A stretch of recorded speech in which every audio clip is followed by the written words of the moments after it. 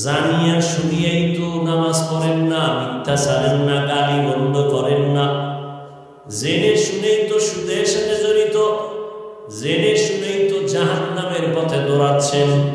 হুজুরেরাও বুঝায়, তাবলীগওয়ালারাও বুঝায়, জুমার দিন ইমাম খতিবরাও বুঝায়, পীর সাহেবরাও বুঝায়, এরপরও আপনি কেন ফিরেন না?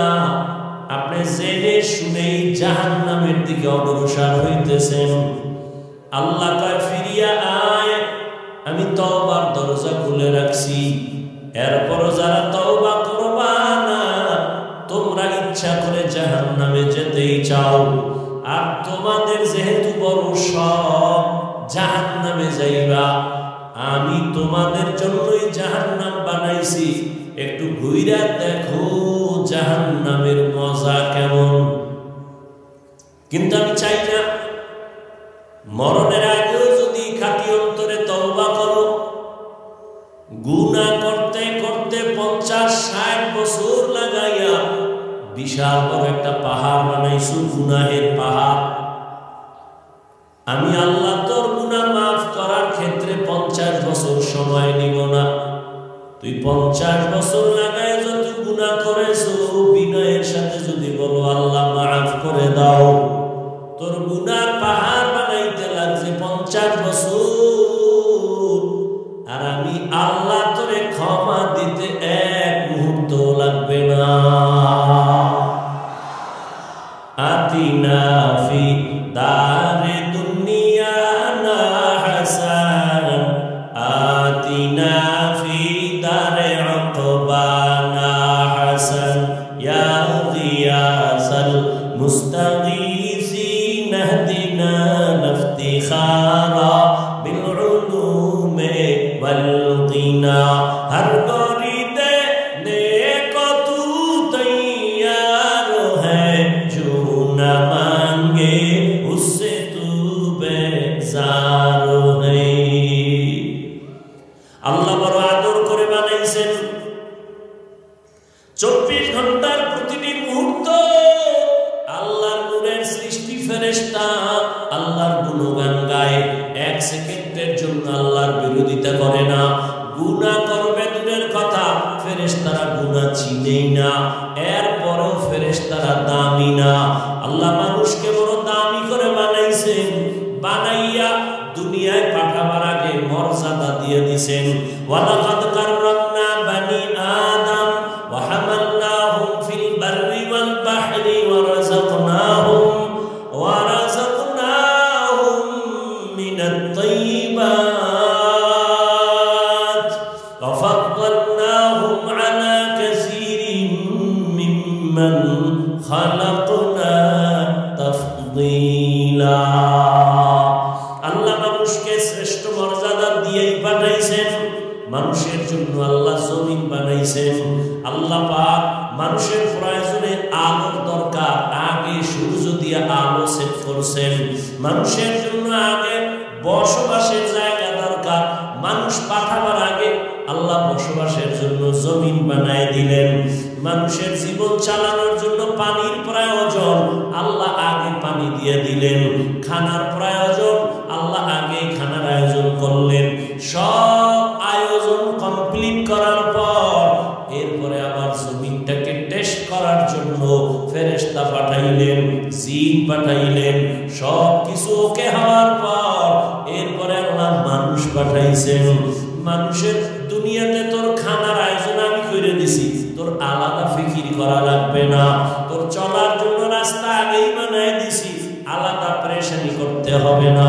তোর চলার জন্য, দুনিয়াতে থাকার জন্য বাতাসের প্রয়োজন আমি আগেই ব্যবস্থা করে রাখছি, বাতাসের চিন্তা আলাদা সময় নষ্ট করা লাগবে না।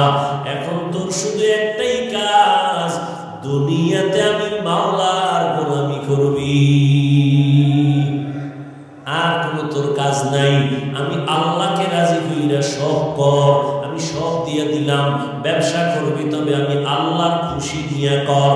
বান্দা চাকরিও যদি করো আমি আল্লাহর মোহাব্বত দিয়ে করো, তো চাকরি করলেও জান্নাত রেডি। আমি আল্লাহকে খুশি করার নিয়তে ব্যবসাও যদি করো, ব্যবসা করিয়াও জান্নাত পাবি।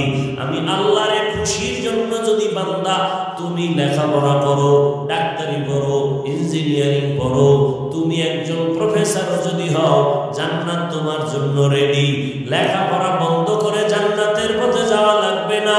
একজন সাহাবী নবীর সামনে গিয়া বলেন, ইয়া রাসূলুল্লাহ, আমার মনে চায় সারা রাত আমি নামাজে কাটায় দেই, সারাদিন রোজা রাখি, দুনিয়াদারি বন্ধ, বিয়া শাদী বন্ধ। রহমতের নবী বলেন, সাহাবী, লা রহবানিয়াতা ফিল ইসলাম, ইসলামের মধ্যে একাকিত্বর কোনো জায়গা নাই, বৈরাগ্যের কোনো জায়গা নাই। বাড়িঘর বাদ দিয়া, দুনিয়া বাদ দিয়া তুমি একা একা জঙ্গলে আল্লাহ আল্লাহ বলে ডাকবা, কাজ হবে না। বরং ছেলে মেয়ের হক আদায় করবি, আল্লাহরেও ডাকবি, ব্যবসাও করবি, নামাজও ঠিক মতো পড়বি, চাকরিও করবি, আল্লাহর হুকুম মাইনা চলবি। এমন ভাবে যদি চলতে পারো, আমি আল্লাহ তোকে বিনা হিসাবে জান্নাত দিয়ে দিব। তো কুজাও সুন্নতে আহমদ কুজা বা মুহাম্মদ কায়ুয়াত নিসবত তোরা কারে শয়তা মিকুনি না। এই মোবাইলের লাইট বন্ধ করতে পারো না? মরার আগে বইলা যাস মায়েরে বাবারে, বউ থাকলে বউ, যে কাফনের মধ্যে মোবাইল দিয়ে দিতে, বুঝছো? চিল্লা মানা, এটা চিল্লামের কিছু নাই, হাসিরও কিছু নেই। এটা হাসির প্যান্ডেল না কান্নার প্যান্ডেল?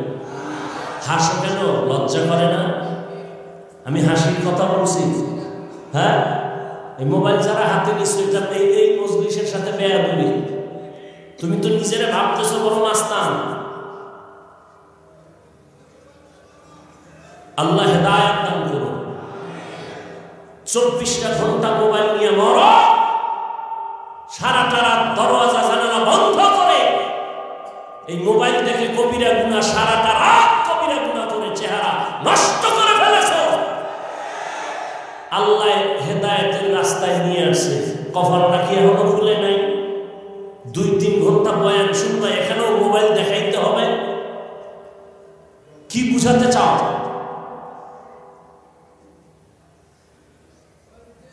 বলদ মনে করেছ? এহেন সুন্দর প্যান্ডেল বসলে গুনাহ মাফ।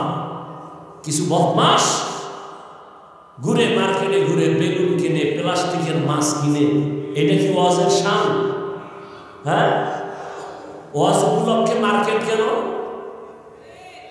2-4 ঘন্টা এখানে ওয়াজ শুনবেন, তো চায়ের প্রয়োজন, বিস্কিট রুটির প্রয়োজন হতে পারে।